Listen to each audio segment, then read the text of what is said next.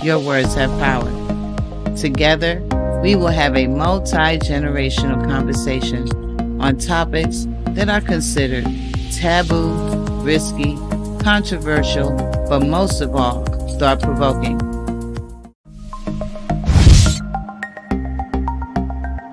Welcome to Unspoken Conversations.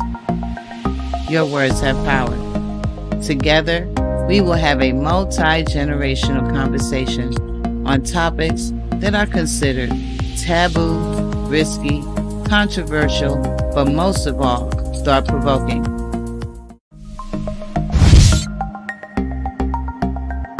Welcome to Unspoken Conversations.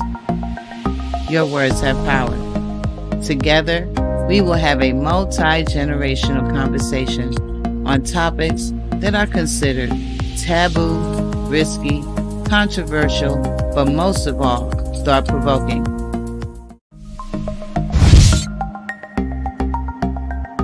Welcome to Unspoken Conversations. Your words have power. Together, we will have a multi-generational conversation on topics that are considered taboo, risky, controversial, but most of all, thought-provoking.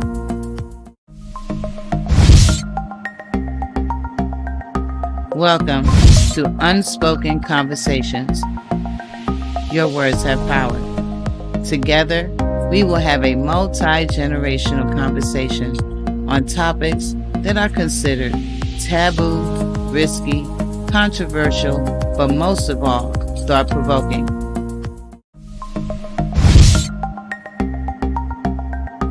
Welcome to Unspoken Conversations. Your words have power. Together, we will have a multi-generational conversation on topics that are considered taboo, risky, controversial, but most of all, thought-provoking.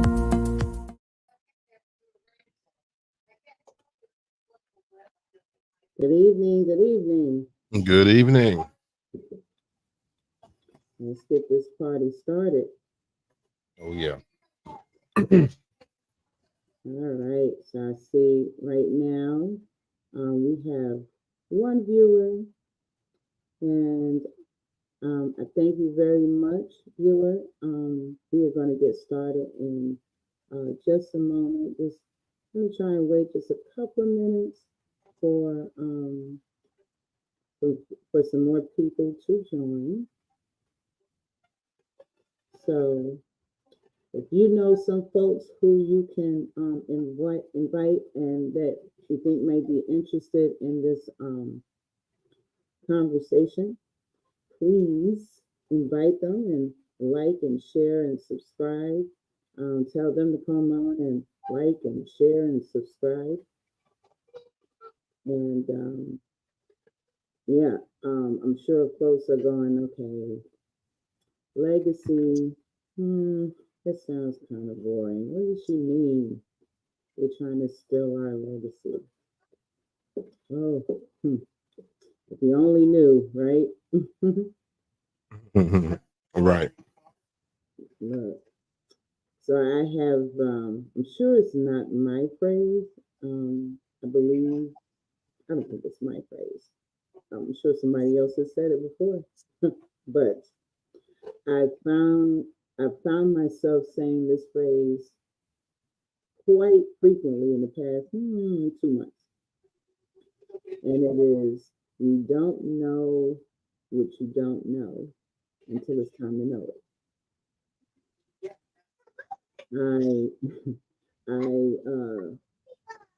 I say that because there's so many things that we don't know as relates to ourselves, our livelihood, whether it be our history, how to how to navigate certain things.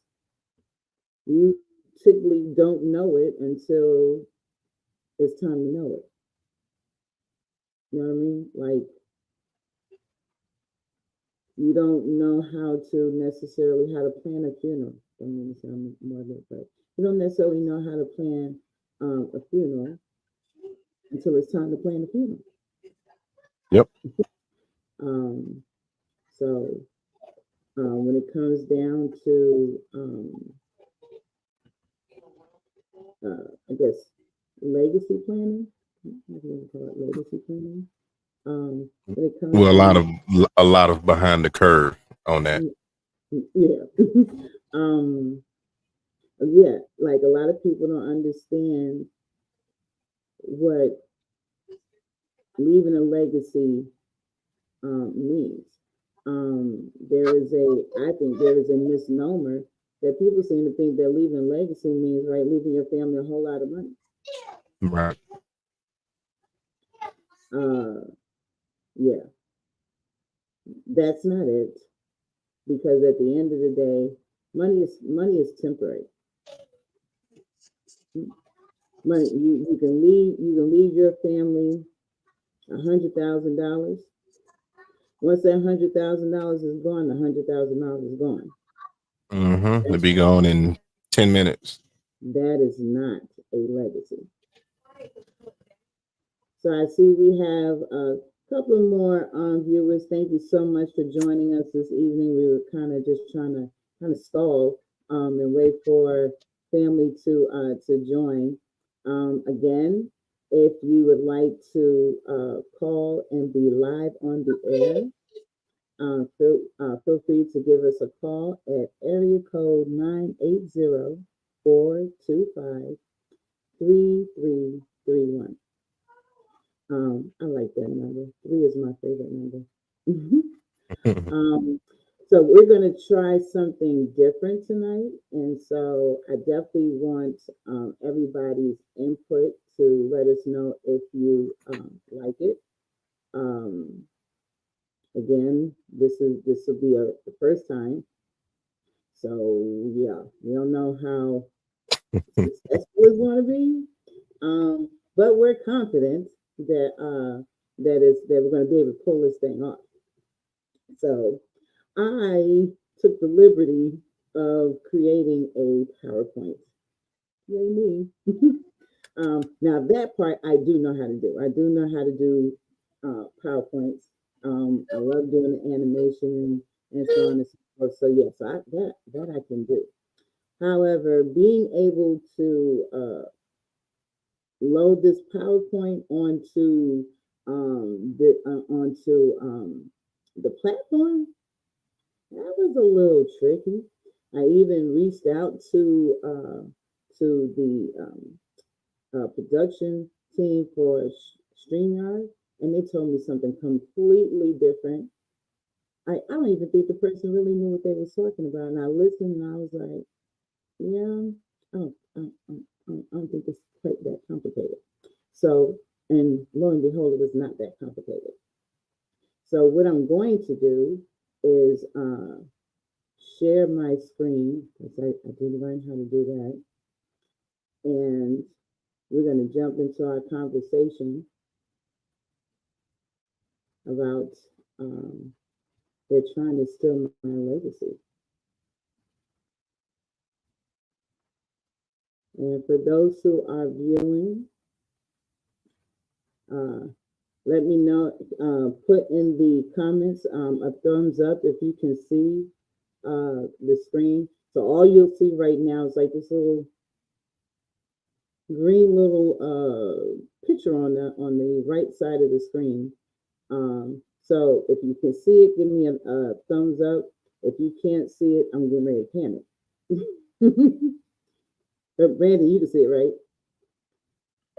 Yeah, I can see it. I can see it.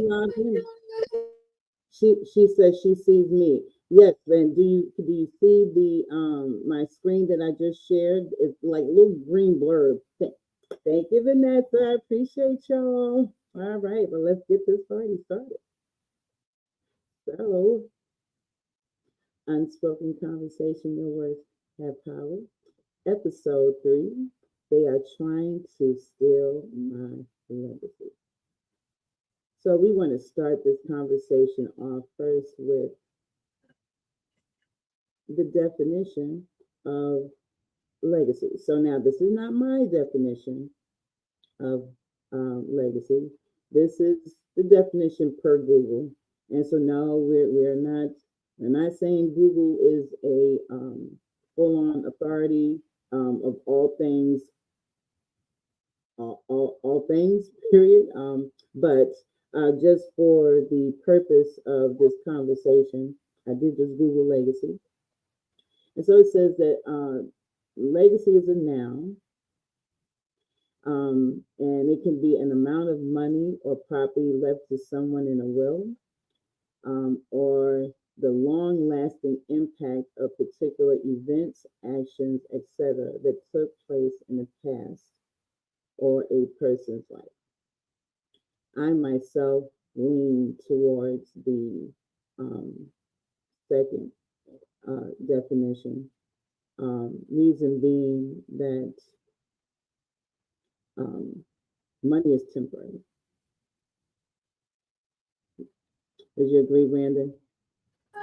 Absolutely. Absolutely. Because there's a million things that people want and they desire. They'll say, yeah, if I come across some money, I'm gonna do this, I'm gonna do that. But they have no idea how all those desires and fantasies and wants will trigger them once they actually get some money. Especially if it's structured right, as far as being in a trust or given a certain way to be able to receive that money. Like I had some cousins that they were left some money and they couldn't touch it unless they went to college and graduated. So yeah, I mean, just even small things like that we don't even think of to do in order to try to protect, even if that that is what's being left behind. Being able to protect that, we don't even half the time we don't think about it because we want the now and we're not thinking about later. Right, and the other thing too is like if if you were never really taught about money, how to even manage money, why would I just leave some family members all this money just so that they could just like squander it away, lose it, whatever they're going to do with it, but they're going to mismanage it. So did I actually leave them a legacy? Or You left a legacy, but it's up to the rest of them to be able to try to continue that. So like we would have to instill certain things, like the importance of having a family reunion and talking about those things, discussing, what the family can do to keep certain things in line, or what, are different ways or things that we could do to, protect the legacy that we already have. If we're not trying to build one and we already have one, then what are some of the steps that we need to take to, to try to keep it at least? Well, see, so like I said, I'm of the mindset that that money is not necessarily the legacy. Just because again, it's temporary, and unless you know how to manage it, it's really not going to do you any good. On top of which, if I have, hey Felicia, if let's say I leave my family today, I leave my children $100,000. So today, $100,000 today. First of all, like I have 3 children, so they're gonna end up splitting it. So I'm married, so he fall into play too. But just for the purpose of this conversation, let's just say we just talking about the kids. So I have 3 children, and $33,000 a piece. Right. So they all get $33,000 each. Now, when I was building up this $100,000, to me that as I was building, that was a lot. But now once I pass and leave it to them, they each only getting $33,000. Now, at best, that it'll serve as a good down payment on a house. But that's it. Yeah. Everything else is on them. So for me, though I may leave them some money, the legacy that I intend to leave my children will far surpass any dollar amount that I could ever attempt to leave them. Yeah. So, family, I we're gonna try something. I spent this week just messing around trying to think of ways to engage you all. So I discovered Mentimeter. So if everyone would not mind going to menti.com, and you're going to put in the code 41299822. It is right at the top of the screen. It's right here. And I want you all to just throw in random words. And the question is, what does leaving a legacy mean to you? So now I will say that you can put a phrase, a sentence, or what have you, but there's multiple lines. So you can only get so many characters. Like Alicia said, she got to go get another device. Right. That's what I'm over here laughing at. Yeah, you do. Sorry. But again, like I said, the reason why I did this, and again, like I said, I'm trying something new. So I'm attempting to engage my audience more by getting them, more involved. So bottom line, first of all, we live, so that's a plus because I get to see your comments in real time. Number two, we now incorporated a phone number, so if you want to call in and be on the air and talk live with us, you can do that. And now we've done menti.com to get a kind of like a gauge of what everybody is thinking as they listen to this conversation. So the code again is 41299822.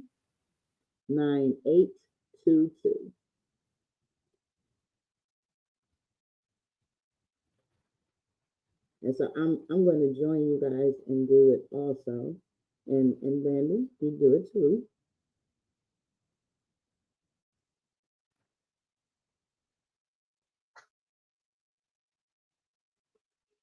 Here.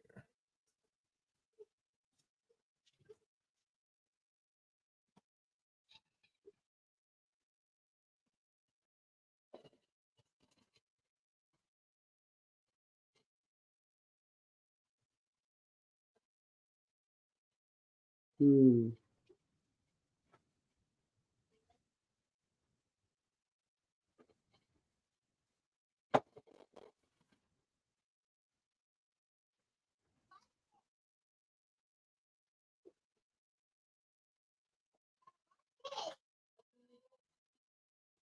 So there's the first word up.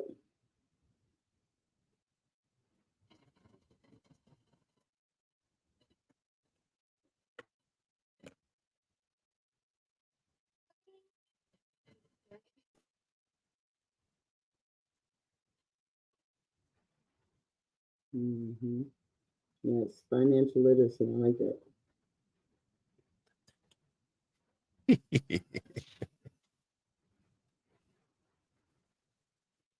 Security. Mm-hmm.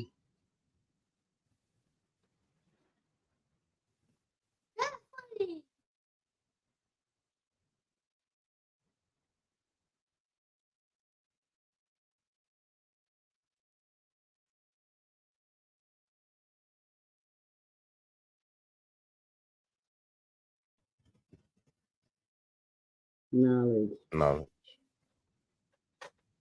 Mm.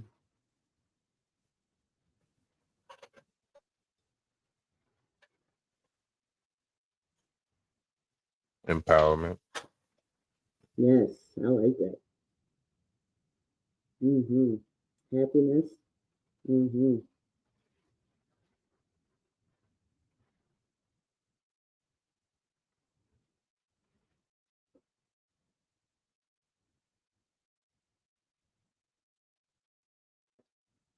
Someone just went up there. Wealth, opening doors. Mm-hmm.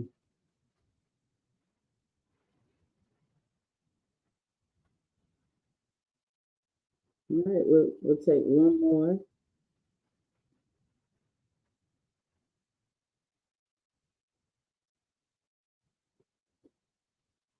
Freedom.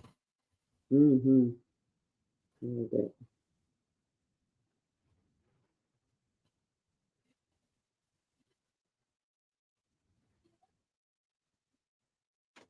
What's the next? Stability. Hmm? Stability. Yeah.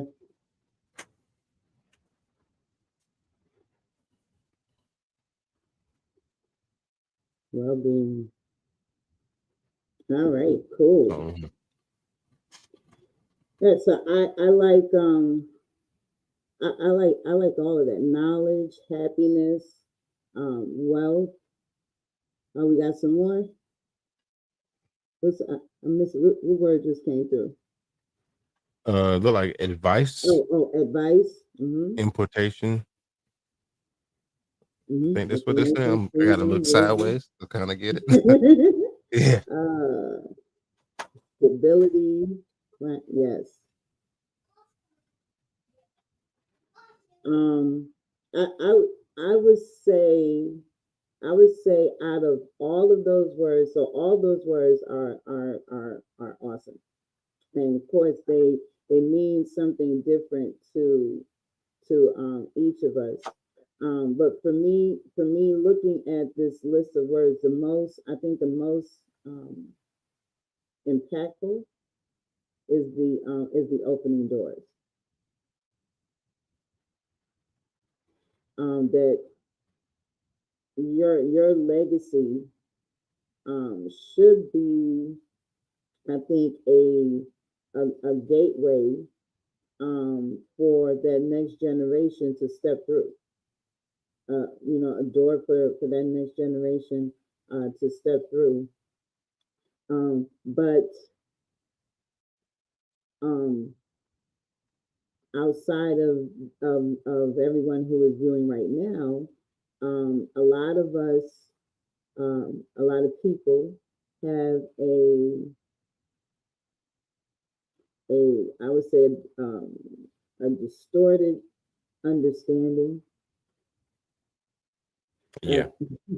Uh, oh, Vanessa, she didn't see the submit button at first. So now, what I will say about this Menti, I can fix it so it just I think it's like it had like a list of 10 where you could just have less there'd be less spaces so you could see the submit button um, right away instead of having to scroll all the way down.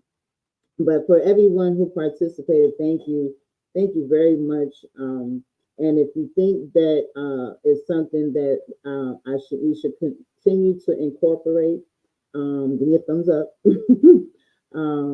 If it's too much, I then I we'll think take so. that That into that was pretty consideration. cool. Um, That was awesome.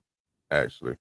but I see, mean, I see it on other learning more videos and things. things, and I'm like, man, how do they do that? And here you go out here being the whiz kid out here with the So legacies, listen, because I learning wouldn't more have never even things. thought to put that.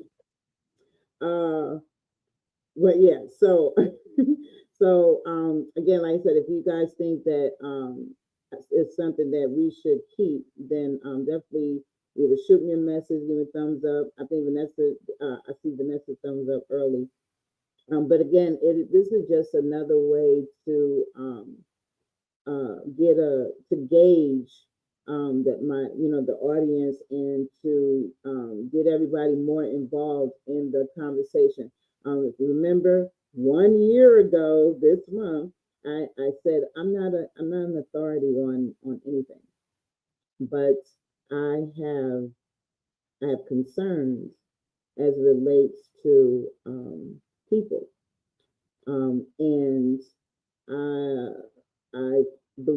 that I believe the way that you get to solving a lot of our issues is to have conversations, especially those conversations that at times make people feel uncomfortable. So, and I don't feel like, me being my age, I don't have all the right answers, but I'm looking at things through a particular lens.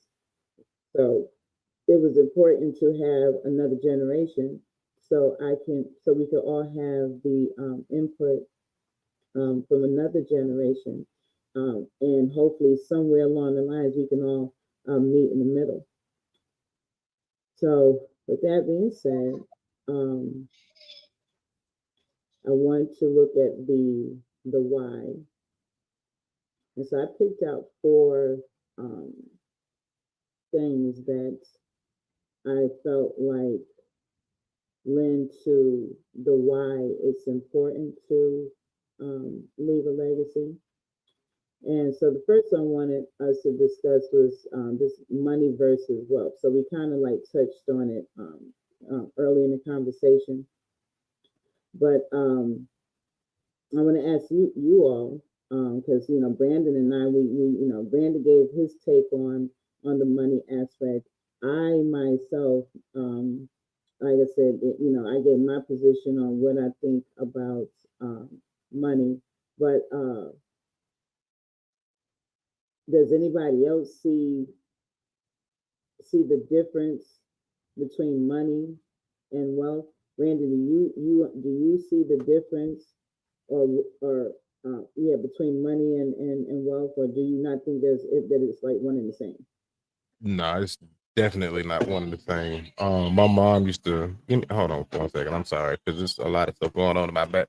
I know y'all be seeing my face go doing all that, but it's a lot of stuff in the background. So if it's too loud, just let me know. But my mom tried to educate me on this. She was like, "Son, I would rather you be wealthy than to have a lot more money." And I didn't understand it. And I was like, well, I thought, being wealthy did, have something to do with having a lot of money. She Mm-hmm. was like, no. And the older I got, the more I understood it. Like you can have all the money in the world and still be miserable, still not have anything set up for yourself at Mm-hmm. all. But being wealthy and having wealth is the well-being of your mind, your body, your spirit, Mm-hmm. and everything else. And you still financially literate and can understand how to Mm-hmm. maintain everything that you do have. So for me, that's what the difference between money and wealth is. Mm-hmm. And still to this day, I would prefer to, be wealthy. Because no Mm-hmm. matter how much money that a person gets, they can still find a way to lose themselves. So Mm-hmm. themselves. But so, would you agree that right now we are um, there is this huge emphasis on material things? I mean, when we just look at our children, you know, they want what's the new video game, the PS5? Mhm. Is it PS5? They want a PS5. Everything is Oh yeah, they want the they PS5, want the Xbox, the everything is Jordans. right. Everything is material listed. We our children are bombarded with you must have this and you must have that. I just thought about something. My granddaughter, the older one, because she's 15. She wanted to go. She wanted to go with some friends to Florida. She lived in Georgia. She wanted to go with some friends to Florida to one of her friends' sweet 16 party celebration. And the girl's mother was supposed to be getting an Airbnb for them, and they were going to go down to Orlando. And the only thing that she had to pay for was her ticket into Universal Studios. The girl's mother was paying for everything else, which is lovely. It's beautiful and so on and so forth. I think it's going to be like 6 girls. So now we know that's a pretty big ticket right there. And so, which immediately says to me, okay, so this young lady's mother, or mother and father, they must be, pretty well off.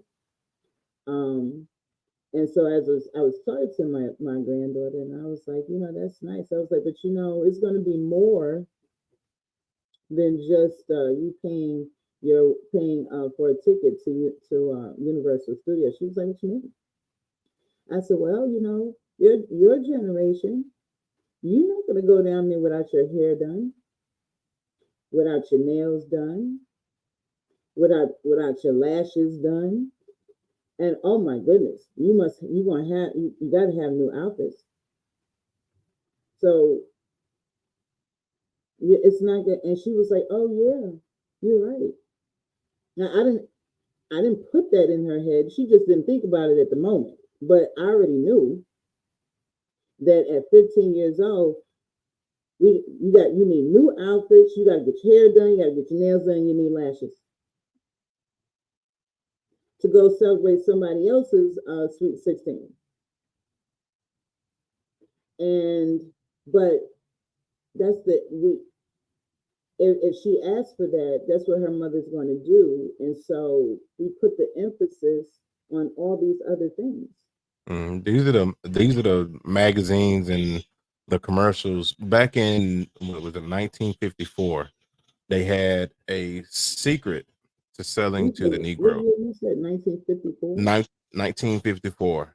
They Oh, started advertising more so to black people, and they actually have a video saying selling to the Negro.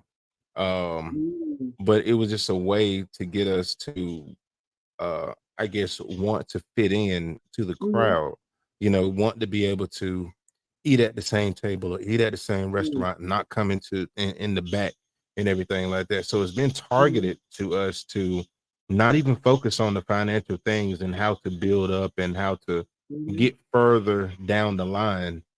So we don't have to hear that, oh, you need to pick yourself up by, your bootstraps and things of that nature. But it was all targeted for us to be materialistic.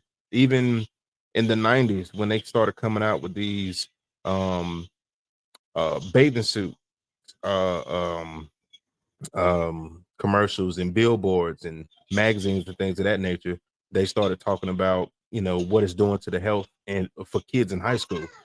mm-hmm, Every cheerleader wanted to be a size 0 because of that. They would mm-hmm, when it's mm-hmm. when they eat something and then they throw up on purpose, Oh, on bulimia or something. anorexic or bulimic. Yeah. Mm-hmm, So all this stuff was like really, really targeted to us, but it became more so, it ended up being everybody. Even though they was just trying to mm-hmm, target one group of people, it ended up mm-hmm, becoming everybody. So now everybody's mm-hmm, materialistic. They feel like in order to mm-hmm, be, you know, thought of in a better state of mind, you have to have this clothes. You have to drive this mm-hmm, car. You need to have this watch. mm-hmm, Oh, that house mm-hmm, over there, even though it's probably going to be outside your budget, you need to go and figure out a way to buy it. Uh, mm-hmm, like it's a lot of things that we do, um, not only as a culture but as society in general that we don't even need to do. We don't know you how know, to. Hmm. I was gonna say I was talking to I was talking to a young man last night, and he's 25, and he's supposed to be getting married, and they have postponed the wedding because of finances, and so I said to him, well, what's more important, the union or all the pomp and circumstance for the wedding? And he was like he liked what he liked, he want what he want. And I said, oh, his whatever he's gonna wear, um, he said it's $4,000.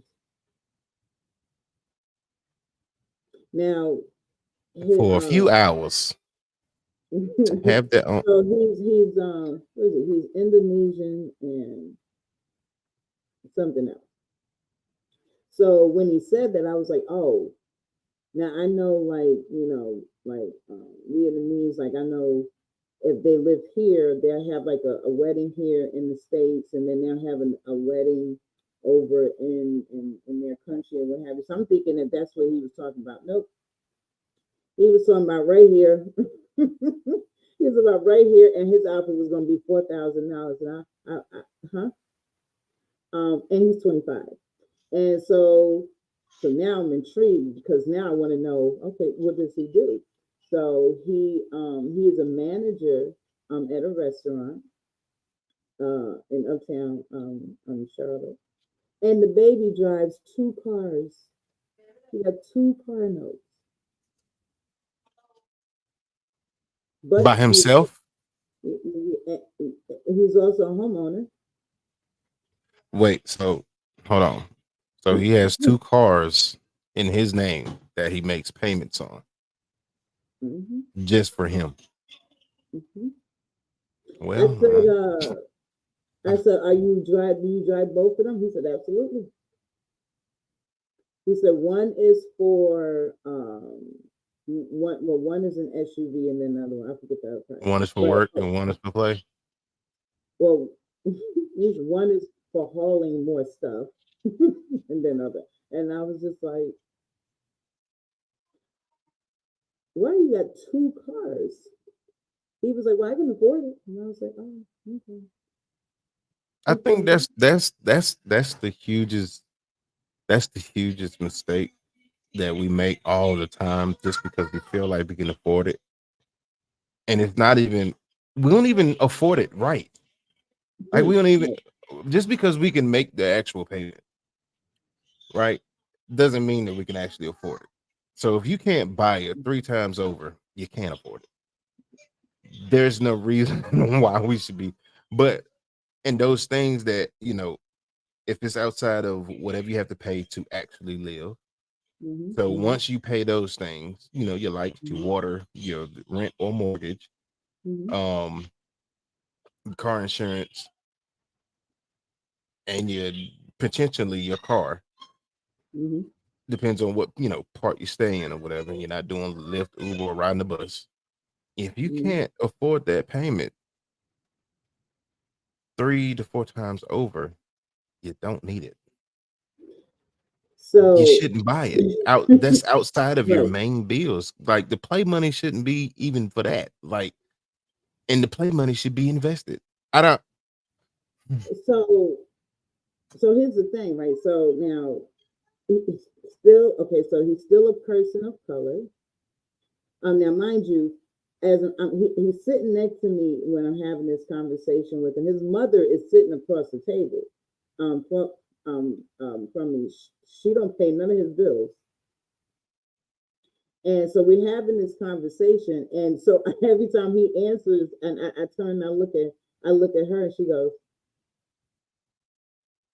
and so I'm like, I'm saying to myself, so he's 25, and this is what he values. It's important to him to have 2 cars and 2 car notes. And he has a mortgage. Now, that's excellent, that at 25 years old he has a home, but he has a home with his partner, and which I found out into the conversation that he had a partner, and the partner has cars also. I don't know how many cars. I think the partner only got 1 car, but I'm listening to him about all these how, I mean, so he don't have no kids, And he's 25, and I guess he feels like, well, he works and whatever, so he could just spend his money on whatever, which he can. You absolutely are entitled. If you work, you should spend your money on whatever. But as I'm sitting across the table from his mom, and I'm looking at his mother, and I'm like, well, he couldn't have developed that by himself. He would have had to have gotten that from his mother. The what we value. So it's like what you value in life, you tend to get that from your parents. Is that a fair statement? Yeah, I mean, Like, well, unfortunately, like, if you had a parent who was horrible, if you had a parent that was horrible at finances, 9 times out of 10 you're gonna grow up and be horrible at finances, right? So I think in his case, I don't know how many cars his mother got, but uh, I feel like, not to don't want to judge her and what have you, but I'm listening to a 25-year-old make it sound normal to have two cars with two car payments. it also could be one of the things where the statement of, well, you can't die, you can't take it with you when you die. That statement as well kind of hurts us as well. So okay, so eh, what do you think? What does that mean to you? You can't when I take it with you. when I hear that, it makes me feel like, oh, okay, well, let me just, for whatever I get, as long as I can pay whatever bills, I'm gonna blow the rest. I mean, that's like that's what I see. That's what I You, envision when you, I you hear feel that. do you feel like that's the perception of your generation? In mine, nah, sorta, a little bit, just a little bit. Hmm. Like it's a hint of it, in like frustrating times, but then you, like reality slaps us back.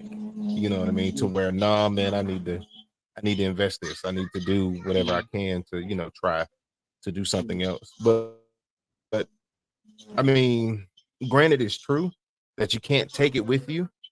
But if you do have goals of leaving a legacy, you kind of are taking it with you because your kids need it. Somebody else's other family members need it. So what are you going to do to Well, protect what you already have? well, yeah. Well, another way to look at it, because you can't take it with you, leave something for somebody else. um, the other why is history. So yeah, Yeah. I now some people may disagree with me. They're entitled.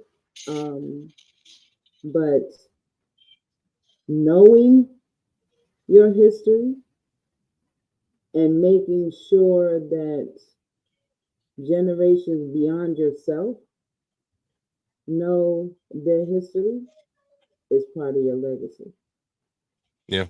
And some people don't care. I mean, they care, but not enough to allow that care to go outside of themselves. So like they Mm. care enough to save themselves, but they don't care enough Mm. to try to educate anybody else that they say that they love or care Mm. for. Or it's Mm. it's this it's like sneaky selfish. It's like, oh, I know how to do this, but I'm not telling nobody I know how to do it. Mm. I'm not gonna That remind I'm me not of gonna this. give you that. That I had remind me of to this I had to get this out commercial. the mud. There was this commercial long, long, long, long, long, long time ago, and Vanessa probably remember the remember the commercial. It was for some music. Oh, I can't think of it. It was these slow jam CDs that they used to sell. And in the commercial, the guy goes, he wants to borrow the other guy's CD, and he was like, "Nah, my brother, you got to get your own." So when you just said that, that made me think of, that, yeah, everybody just out for self. Yep. That's why we don't have, the proper financial literacy. Like if you look on the internet today to try to get educated on financial literacy, there's going to be Mhm. somebody who claims they're a guru and they're going to try to make you pay for that. And then the Mhm. information that they give you is going to be the same information you could have gotten Mhm. yourself. We've Mhm. gotten, I mean, it was already microwavable type of Mhm. generation where we want it Mhm. now, Mhm. type of information, but it's become worse. It's just like I don't even want to do the work now. Even though I Mhm. want it now, I don't even want to do the work. I want somebody Mhm. else to do Mhm. the work, and I'll pay somebody to give me Mhm. all the information that I refuse to go look up for myself. Mhm. Um, But they don't they don't I study to show themselves approved. They right. just continue to allow somebody else to tell them exactly what it is that they need to do and thinks one size fits all. Mhm. Well, so Vanessa is one of I guess she's an educator, and I'm sure. So look, it's no secret that our teachers our educators rather are underpaid. Um, I think most of Absolutely. them know that. Most of them know that going in, and Yeah, so that's why I couldn't be a teacher. I couldn't. I so commend all teachers out there, educators. I commend y'all because I could not do it. I can't. My so now is it patience. okay? But is it you can't do it because they're not gonna pay you your worth, or why you can't do it Yep. because they're I'm not gonna not. pay you your worth? Yeah, I mean, like I saw the way education was going when I was younger. I knew I wasn't going to be a teacher. I had a cousin that would fight the principal, like box the principal. I was like, you're not going to pay me ever enough to have the potential to come across a kid like that, and then expect me to not. I mean, to show some kind of. I can't. I Let's can't take do it. all the let's take all the negativity out of it. All the look, it's almost I mean at the end of the day, it's almost a health hazard Yeah, to be a teacher right now. But and they should outside of definitely that, get paid for that. They should definitely outside get of paid that, for let's just stick with the compensation part. that. Okay. Right, so most teachers go into it knowing that that they're not going to be adequately compensated, but they still go into the profession because being an educator, in my opinion, is an unselfish um, uh, uh, position. Yeah. Because you know that you will never be adequately compensated, but you also understand that there are things that people need to be taught, educated on, and so you've taken it upon yourself as an educator to make sure um, that happens. Yeah. That I'm in mm, itself is so, like for Vanessa, for every student that she has encountered and that she has deposited some knowledge into, um, especially the school that she was working in, she gave those children a level of education that they was not going to get in a regular public school. And so, guess what? All of those children are now part of her legacy. They will remember all the things that she taught them. yeah. I mean, I still got some teachers that I remember. I mean, I still got a Mm-hmm. professor that Mm-hmm. kind of holds a place in my brain a lot of the times. And when I have certain conversations, I'm like, man, I remember this, you know. But yeah, I mean, Mm-hmm. outside of the negative things, I really do think that teachers should get a higher salary because they're Absolutely. teaching the next doctors, the lawyers, the Mm-hmm. astronauts, the next president. Could you imagine the elementary school teacher or the high school teacher who said, you know what, Barack, you're going to be a president? He probably didn't even see that. Do you think there was a teacher that actually said that? No, I don't. But I'm just saying, he probably didn't even know. You know what I mean? Mm-hmm.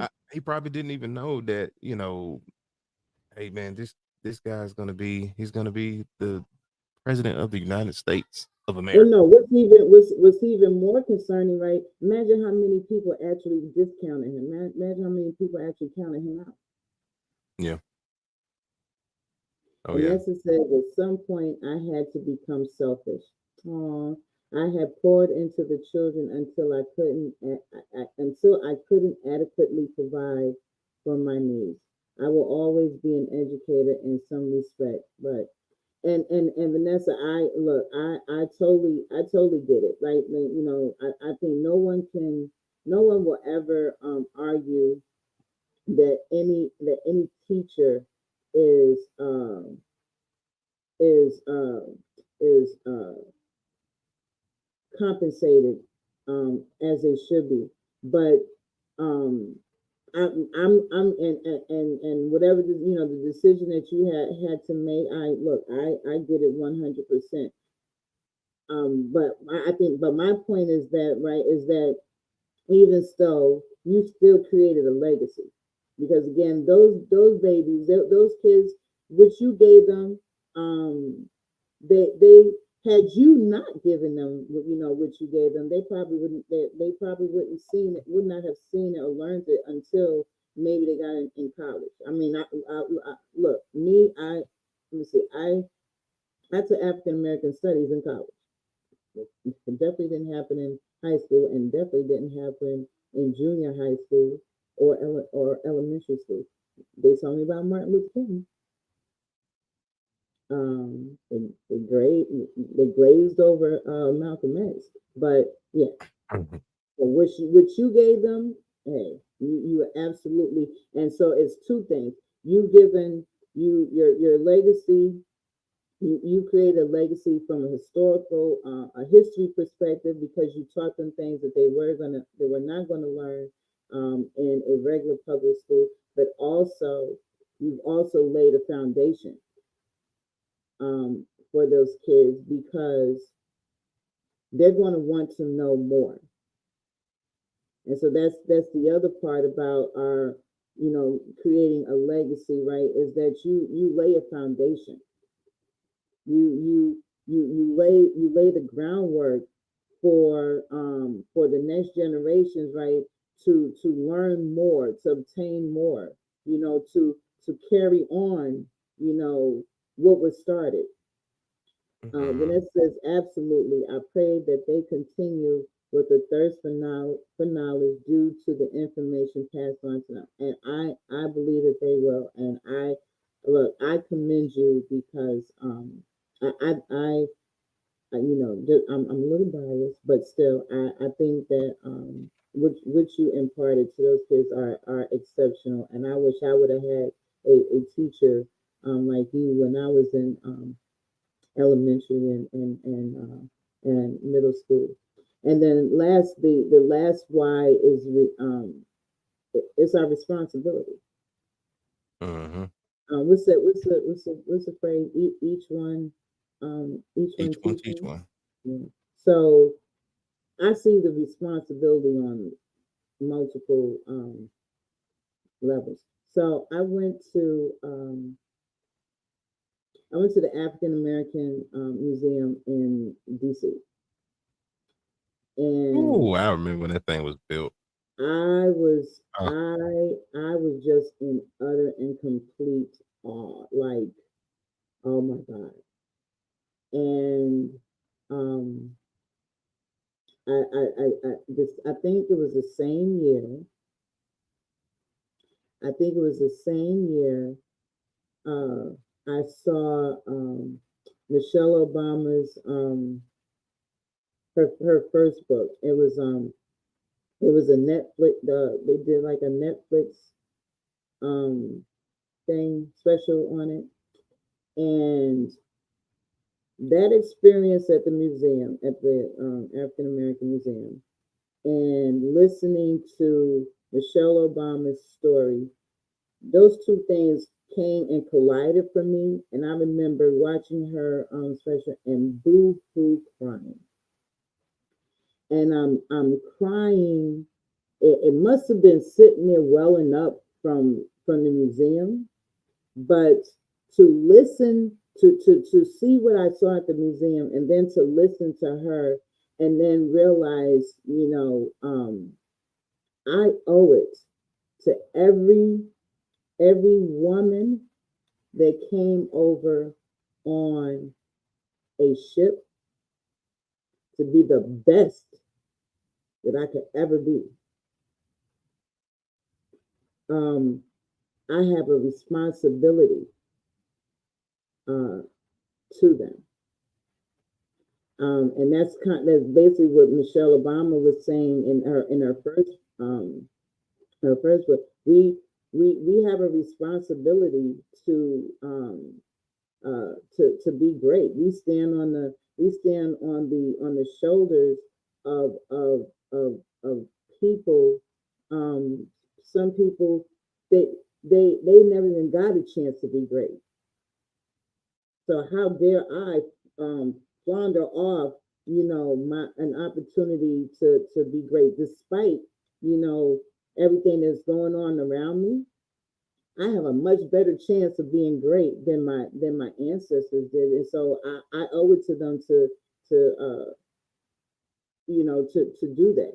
That's where the responsibility comes in at, and I feel like if we could all take the time out to explain that to our kids, to these generations and what have you. It's not just about you. None of this is just about you. It's about us all. So look, I believe our legacies are intertwined. um there's a whole group of people who fail to realize that if there is no us, there is no them. It's a whole nother conversation. But yeah. I There is mean, a huh? oh, go ahead. No, Oh, nothing. No, no. Oh, no. good. Now I was just I was gonna kind of like capitalize on that. As far as the um them being educated on, and us being able to continue to educate them on the legacy. Like we can't be afraid to not leave stuff out. Mm-hmm. Um, like one of those answers from Menti.com, the open book.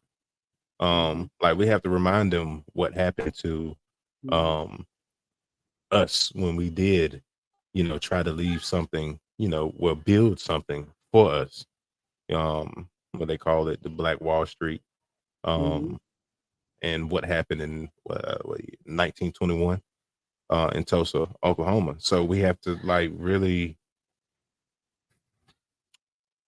I'm not gonna say be afraid of what could happen, but we just need to know what could happen, and also how could we not allow that to happen again, Mm-hmm. and what's what I mean, like stuff like that. Because I mean, I really and truly, honestly believe that like we wouldn't even have to have a lot of the conversations or see a lot of the ways that the generation just continues to uh go in a direction that is not really favorable to us. um had those communities back then been successful and still thriving today. Mm-hmm. um a lot of the education and understanding we lost. Mm-hmm. um and trying to tell somebody about it a little bit later almost seems unbelievable, because you begin to look Mm-hmm. at people and be like, man, I can't believe what they did, what. Right. And it's, Right. you know what I But you, mean. you think about it like trying to tell this the upcoming generations about Black Wall Street, um um Rosewood, oh my God, there's so many towns. and what they did, and so on and so forth. And so then, the first question that they always have is, well, then why we can't do that now? What kind of answer do we I, give them? I honestly believe it's out of fear. That's We can't as we I can't do it can now because of honestly. fear. I think it's fear. Yeah, I think fear has led a lot of people to that selfish. I'm not gonna help you. I'm just gonna do whatever I can, stay out the way, because even if we do that, I could do nothing but tear it down again. Mm. So, okay, I got an answer for that, but I wanna tap on this real quick. So, I will say that since starting this podcast and the various topics that we have discussed, of course, have I don't come to you guys completely out of sorts. I do a little bit of research and what have you, and I will say that in the research that I'm doing, oh my goodness, I am learning so much, um, and things that I came across in this week alone really made my heart very heavy. um, I tend to be one of those people, like I can watch like some movie, Antebellum. I can watch that movie and not get upset, whereas I know other people who won't even look at a movie like that because they'll get so angry that the next person that they see walking down the street, they want to hit them. I've had those They feelings. That's, yeah. I can watch them, So but yeah, it does frustrate me a lot. yeah. So for me, what I do, I for me, I'm looking at it from an educational perspective. I think I have to. I think I convinced myself that this is the lens you want to use, and when you're watching these things, because um, if you allow your emotions to get the best of you, and look, I probably won't have a job. So like I bought what's his name, Roland Martin's book, uh um was it The Browning of America? That's not the name of the book, but that's the subtitle. I have yet to have read that book. I probably won't read that book until after I retire, because for fear that Whose book did you as say it I was? read that book, I might go into work and be like, look. But with all that, I came across a friend of mine. She recommended that I watch this documentary. It's called Silver Dollar Road. I highly recommend everyone to watch it. It is on Amazon Prime. Um, yeah, it it's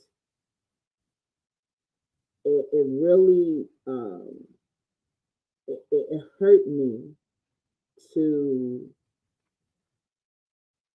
see this family story, um and then when it was all said and done, there there was no no compensation, no nothing. This documentary has to do with this family. Their last name is Reels, and uh, uh, it's tied up in what many of you may have heard, are familiar with, heirs property, HEIRS, heirs property. And Brandon, I believe you was looking at something that you had some statistics about how many families, or the percentage of Black people who have Yeah, let lost me land in the United States due to heirs property. bring it back up here. It seems like Um, everything we talk about, I try to mhm. excuse me. Yeah, great. I start looking up. I start looking up and um, let me see where to go. It's right here.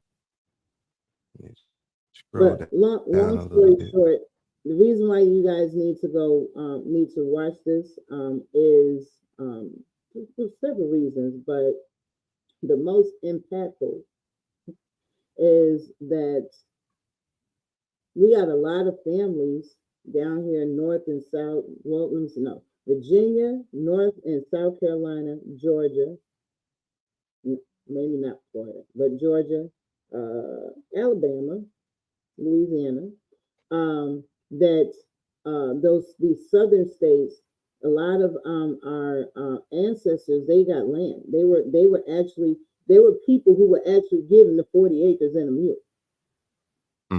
And I Um, found it as well. yeah. So what was If you that? want to, it was it says the U.S. Department of Agriculture has recognized it has the leading. I mean, it as the leading cause of Black involuntary land loss. Heirs property is estimated to make up more than a third of Southern Black-owned land, 3.5 million acres, worth more than 28 billion. These landowners are vulnerable to laws and loopholes that allow speculators and developers to acquire their property. Black families watch as their land is auctioned onto the court steps or forced into sale against their will. Mm-hmm. So remember, I said early in the beginning of the conversation, I was like, "You don't know what you don't know till it's time for you to know it." Mm-hmm. You in this particular case, this particular family, the patriarch, he died without a will, and so when he died, he had all these children, and so what ends up happening is that this property now becomes what they call heirs property. Now, mind you, we're talking about this town is somewhere is in between Outer Banks and Wilmington, North Carolina. There, the patriarch, he purchased 65 acres of um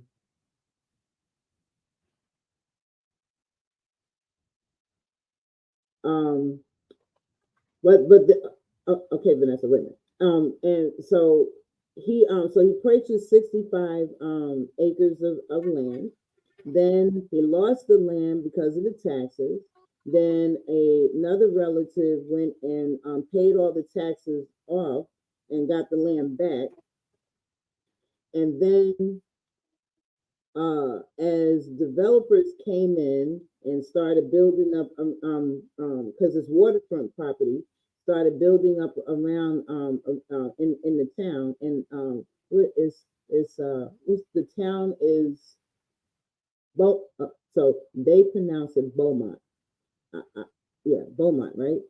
Yeah, they pronounce Yeah, it yeah. Beaumont. Beaumont. And they started building up around them and what have you. And so I believe, because they don't actually say this in the documentary, I believe that this developer found another heir, and this heir lived in New Jersey. Contacted him some kind of way. He came down. He circumvented everybody else who was also an heir. Got a deed to the land. It was 13. Got a deed to 13 acres. Um, and got a court to just put him on the deed. And then he turned around and he sold that 13 acres to this developer. And then the developer came in and told this family, or two people who lived on this portion of the land, that they had to move. They had to tear down their houses and they had to get off of their land because they own the land. Well, these two brothers, they refused to tear down their house and they wasn't leaving. They got sued. They took them to court. and or the developer sued the two brothers, and the judge, because they would not leave, the judge said, okay, well, you're gonna have to sit in jail for 90 days. 90 days turned into 8 years. At the end of this documentary, I was crying because the one brother, he was so heartbroken. He said, I did nothing. He just was living, minding his business on his land. And because of heirs property, and the problem with heirs property is that you got all these family members who ain't all on the same page. And so if you got one that's, God forbid, is slick, they can go and underhandedly do something and take and sell the land and what have you. And that's how a lot of our families, a lot of our ancestors lost the land. But I wanted to focus on the cousin or the brother or whoever he was, but it was a relative that lived up in Jersey. He wasn't even thinking about the land. He didn't know nothing about the land until the developers came and told him. And so that means whatever you're doing in New Jersey, you happy. You ain't thinking about the land. But now because somebody came and was like, hey, this belongs to you, we will give you X amount of dollars for it, you're going to sell it when you should have really, if you didn't want nothing to do with the land, you should have sold it back to your own family. But that leads me to my very last slide, and what we're gonna end on is trying to get to it quick. When we talk about how is our legacy being stolen out from under us. Yeah, there's a whole lot of moving parts, but it is it's really us, in my opinion. It is the greed and the selfishness. And no, we didn't start out that way, but because we don't value the right things, we put emphasis on materialistic stuff. We're not really rooted in nothing. We don't really know. We don't know who we are. We don't know our history. We don't value, and then even those of us who know a little bit about our history, we don't really value it because you're like, oh, I'm so far removed. So we don't value it. And so ultimately, outside of all the other moving parts, I feel like we are sabotaging our own legacies. Yep. And that's why I think those family reunions are so important. They are so important. They really need to highlight exactly who you are, where you're from, and that way people won't lose sight of, something that's bigger than them. There's so many families. Let's just take the Trump family. That name in itself, it's like they built on that. You know what I mean? You think about the Bushes. Yeah, you know what I mean? They built the brand off of it. The Bushes, you got the Kennedys and things of that. Like, so we really have to understand what our names actually mean and what type of thing we're going to be leaving behind to actually say, hey, that man was a Hayes. Oh, you ain't know about them? They such and such. You know what I mean? Like, I mean, not the brag or anything like that, but just to have your legacy stapled in so much that people know. You know what I mean? That you feel proud to bear that last name that you have. Yeah. Um, so to what Vanessa said, she said they gave the 40 acres and a mule to the former slave owners for their loss of property. Yep. Yeah, I did learn, I did read about that. But then, I mean, so yeah, definitely can't dispute that. But there was still some people who actually were able, and they actually didn't really give it. Well, they gave some, but then there were a lot that bought um uh the land. Um, but at any rate, I'm saying we have families, ancestors, whoever that had land, and because of things like taxes, they end up losing the land. Because of things like air property and greed and selfishness, they end up losing the land. Um, because of a lack of value in what your family or your ancestors had or were able to obtain, because you don't value it. It means nothing to you to sell it off. Um, There's that no and respect for their no pride in their name. no pride in what their family may have done. So now, granted, um, if you got a lot of land, like you got parcels of land all over the place, okay, so if you sell, a parcel here and there, but if there was only one parcel of land and now it gets left to you, and because a lot of us are narrow minded, we're looking at the house that's sitting on the land. We're like, I don't want to live in that house. Mm-hmm. Don't live in the house. The Right. house is irrelevant. The Yeah. house isn't And even a factor. It's the land that the house is sitting on. We ain't talking about New York City. We talking about down here. right. And I mean, yeah, that happened in my own family, and I'm like, oh my god, how, Yeah. how do you just sell land? I kind of want to expound on the last comment that Vanessa just put up. She said very few blacks benefited from that after Lincoln's assassination. Um, well, they weren't really going to benefit off of it anyway. A lot of the land that was given to the blacks, the 40 acres, it was barren land, and they knew who to give it to.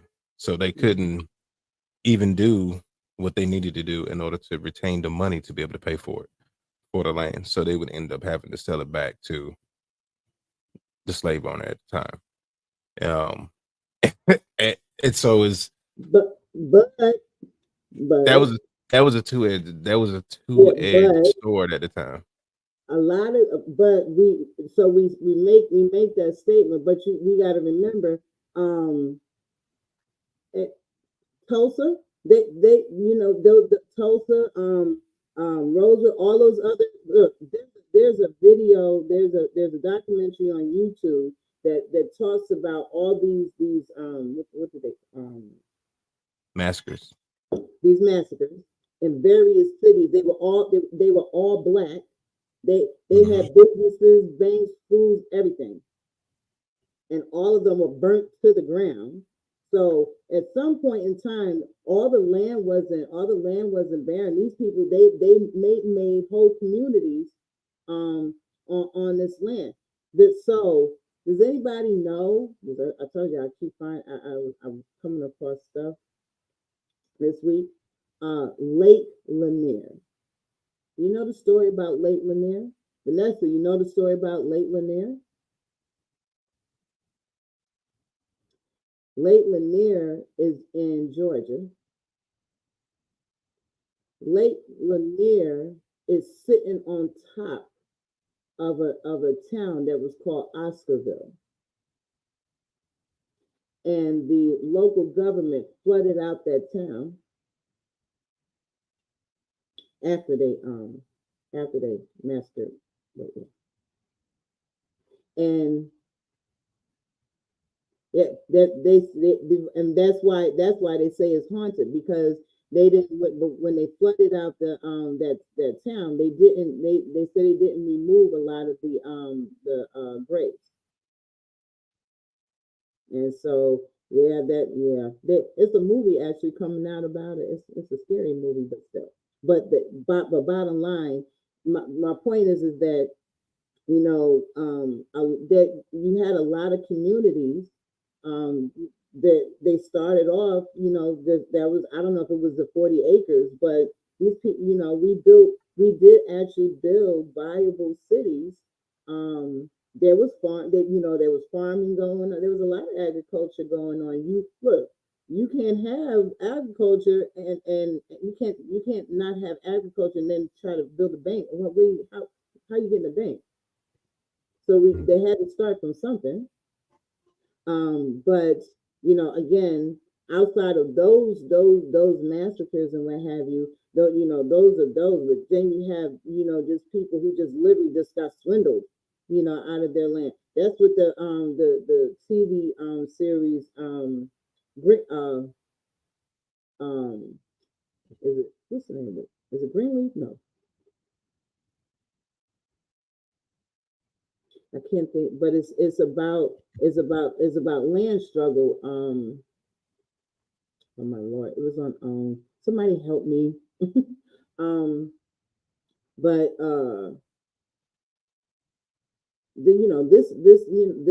in this case, the reels, that this just happened.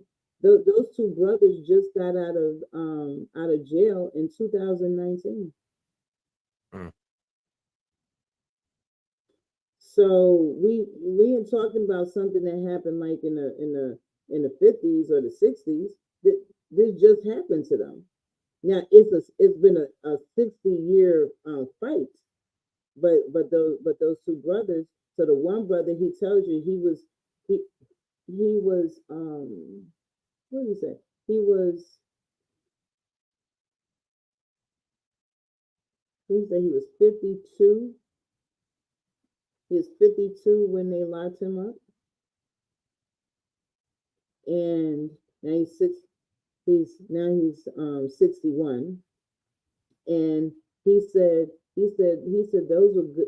He said they stole good years from him for nothing. And that says during the Reconstruction era, it was the strongest mindset blacks had. Yeah, and I'm sure, to your point, Brandon, had those had those cities been allowed, or towns, been allowed to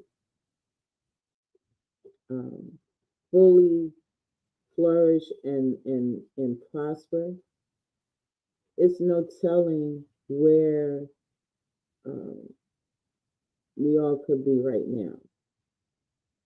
Um, it just reminds me of something that you said in the not the last podcast, but the podcast before that. Remember when you were talking about having a sense of pride about your surroundings and what have you. I think that that mindset, the not having a sense of pride for your surroundings, is what causes a lot of us to want to latch on to the materialistic things. The one brother, his name is Curtis. He said most black people. He said if and he was specifically talking about his town, Beaumont. He said most people there will never really have anything. He said they may get a little bit of money. He said they may get a new car and they may get a new house. He said, but they're not gonna get no land. They're not gonna get nothing truly of substance. really can highlight and showcase who they were. So same thing as with all those towns that was massacred and burnt down to the ground. Had they still been around, they would have been a clear uh, legacy of who we are, what we were capable of doing, despite. And we talking early, like the early 1900s. You know, coming to what 200 years coming out of, or 100 years coming out of so-called slavery, or so-called coming out of slavery, but you know, coming out of that era and being able to do what so many of these communities did. You know, you want to talk about pulling oneself up by your bootstraps. These you know, these people, we were not meant to have nothing, and they still was able to build these communities. And now you don't look that it's not even in your history book, so we don't even know. You know, some of us are just now finding out about all of these communities, and when you now turn around and try to tell the next generation, they looking like, but why we don't have that now? Yeah, I mean, a lot of people now don't even realize that we were somebody before we were slaves. So, ooh, that's a big educational jump and miss. That was intentional. Oh, no So, doubt. yeah. No doubt. Right. Look, you gotta stay woke. And you can continue to be lulled to sleep if you want to, and Yep. you're gonna have a whole bunch of DeSantis's running around teaching you the crazies. I knew education was about to go crazy when they hired somebody to be the head of education that had no education at all. And the only reason why they was there is because their parents donated money and lots of money to ensure that this lady would become the head of education. How can somebody give guidance to an educational system that never experienced it? That's one of the key questions that was never answered, although it was asked over and over and over and over again. No education. Just like the oh man, I can just Yeah, that sounds like another topic. Well, family, I thank you all. This has been good. Again, like I said, we wanted to have this conversation just to give everybody food for thought. You know, to think about um what your legacy is going to be. You know, are you just simply focused on leaving as much money as you can to the generations to come, or are you actually focused on leaving them something tangible that will stand the test of time, that can't be taken away from them? That look, they couldn't even they couldn't even give it away, because what it is something that you will feed and foster to grow inside of them, and that's a, you know, that's a sense of pride, um, a sense of value about um, who we are. And I know in this conversation we have focused a lot on us. Um, and when I say us, I mean Black people. But this I do. This conversation is for um, everybody. Um, we all need to focus on this legacy, because, like I stated a little while ago, there is no them without us. So, your legacy includes me too. So it's not so this, like I said, though we talked about us, the conversation really is for everybody. So, Randy, you got any closing remarks? Um, Oh, Vanessa, yeah, divorce. Yes, yes, that's yes. yeah. Once they was having those conversations, I was like, I'm turning the TV off. I'm not about to. I'm not about to watch this. To even find out if she actually had whatever. But uh, yeah, she was crazy. But I think for my closing statements, it's somewhat of what about what you said. What somebody else does. Your legacy is my legacy, and I think we should kind of look at us in general as an organism Mm, and not just a single cell organism. We yes, need to yes. think that what one piece does affect the whole tree. Mm-hmm, mm-hmm, So if one tree gets shaken, we need to figure out how to come together and build that leaf back up. mm-hmm, um but yeah, I mean, if we have a sense of togetherness and pride about ourselves, what we mm-hmm, do, what we teach our kids, what we allow them to see and mm-hmm, ingest mentally, um, mm-hmm, then we will end up being okay. And we won't have to ask generations later, what legacy did you leave? mm-hmm, Or what does it even mean to you?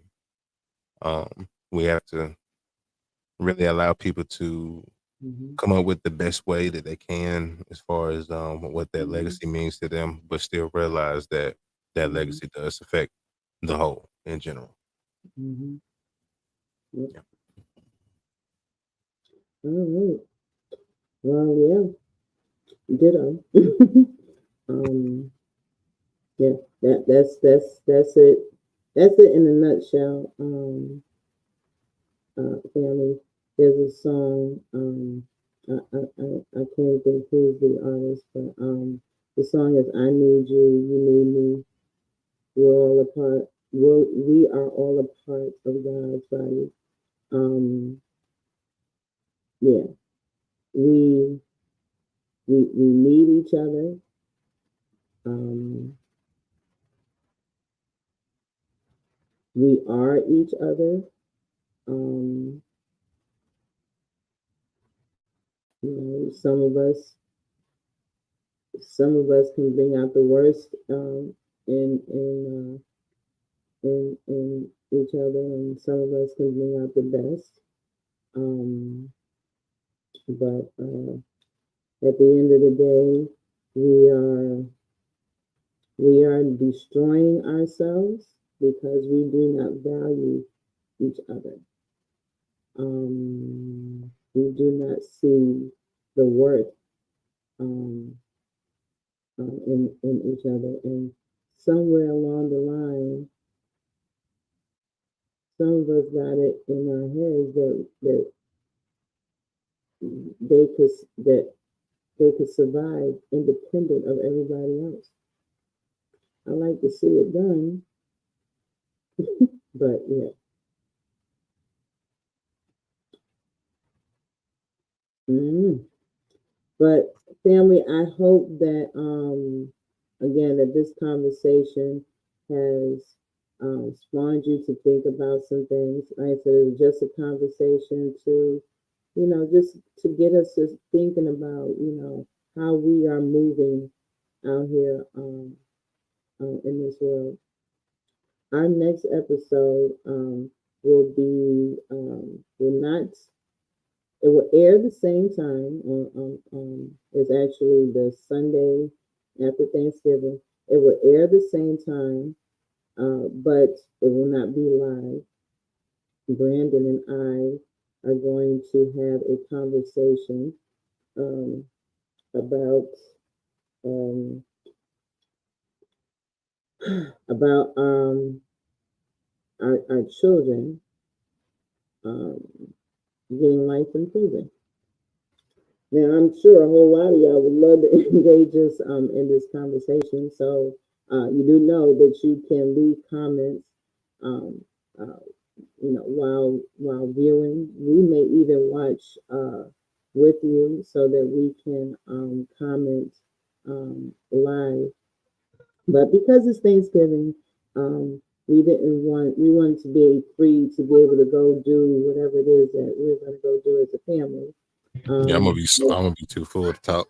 and we know that the rest of you guys, y'all probably will be off doing family stuff as well. But we appreciate everybody who continues to come and join us and engage us in these conversations. We appreciate every comment. We value every opinion that is shared. So again, please like, share, and subscribe to either our YouTube channel or our Facebook page.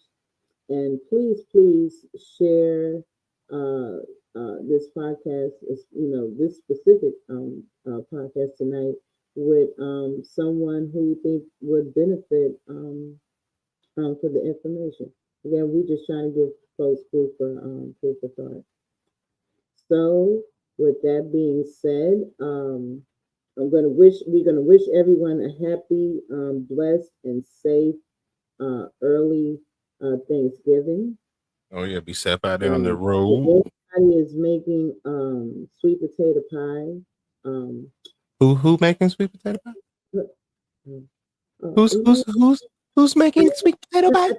I think Mommy's gonna make some sweet potato pie. But anywho, I'm saying if anybody else gonna make sweet potato pie, hook us up. You want some sweet potato pie? So somebody give me some pie, I'll share with you. I want some sweet potato pie and a strawberry dump cake. A strawberry dump cake. Yeah, strawberry cheesecake dump cake. I've seen it online. I kind of want to try it before Thanksgiving. Huh? You want to make it? You might as well just go ahead and make it. Yeah, I might go ahead and make that. I'm gonna have to make it next week because we'll be your guinea pig. Okay. We'll give you a healthy critique. How about that? All right, everybody. Everybody be blessed, and we will catch you on the Sunday after Thanksgiving. Good night. Right. Peace. Unspoken conversations. Your words have power. Our goal is to educate and inspire positive action that will motivate change and understanding. Thank you for joining us. Unspoken conversations. Your words have power.